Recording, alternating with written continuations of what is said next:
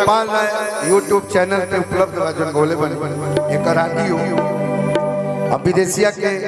एक बार प्लान बनोनी जामने के संगम भैया कि विदेशिया के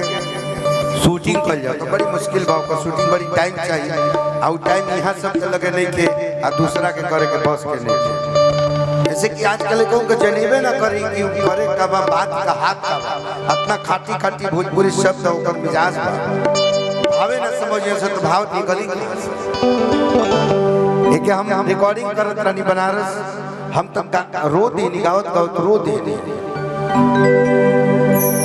इतना जानदार मिजाज से लिखले बड़ी वहाँ के और सच्चाई कैसा टाइम रहे कि अब बेटा खातिर दहेज के मारी बाटे बेटा तनिको कोनो नौकरी धले हलत थाहे नहीं के चलत कि कतना मांगाओ दहेज हम बहुत गीत गौले बड़े कलाकार के एगो जिम्मेदारी होला कि मनोरंजन के संगे संगे भाई मनोरंजन तो जरूरी बा बड़ी टेंशन बा लोगन के जीवन लेकिन मनोरंजन के संगे संगे चाहे वो कलाकार गवैया हो खेल गवैया हो ओकर जिम्मेदारी बनेला देश के बारे में भी बात करे देश में समाज में जो कुरीति बाटे ओकर ऊपर चोट करे अपना गीत के माध्यम से अपना आवाज के माध्यम से हम प्रयास कैले बाड़ी और यह काम भिखारी ठाकुर जी ज्यादा कर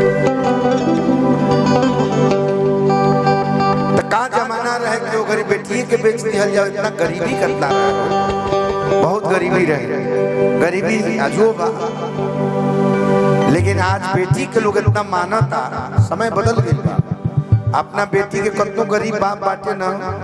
फेंकी ना बेची ना आज के तारीख के मिजाज बताओ खेत बेच के घर द्वार बेच के कर्जा गुलाम लेके लड़की के बढ़िया ब्याह करे का प्रयास करिए आज के समय बदल लड़कियां के ब्याह हो गई बा दहेज लेके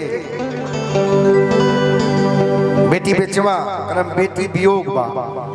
बेटी वियोग भी कहेला बेटी बेचवा आमतौर पर लोग कहेला नाटक के नाम बेटी वियोग है कहतिया बेटी उत्पातो बाबूजी से जब पंचायत बैठल बा द्वार पर कहतिया हम ना जाए बूढ़ से बियाह कर देल बड़ा उहैसन बा ओकर दांते नहीं के मुंह में लड़की घर में छटपटा दिया बाबू कहत किनारे पैसा ले ले बड़ी तोरा जाएगा पड़ी समाज में बैठल बैठे समाज के सोझा बिलक बिलक किया कहतिया अपना बाबू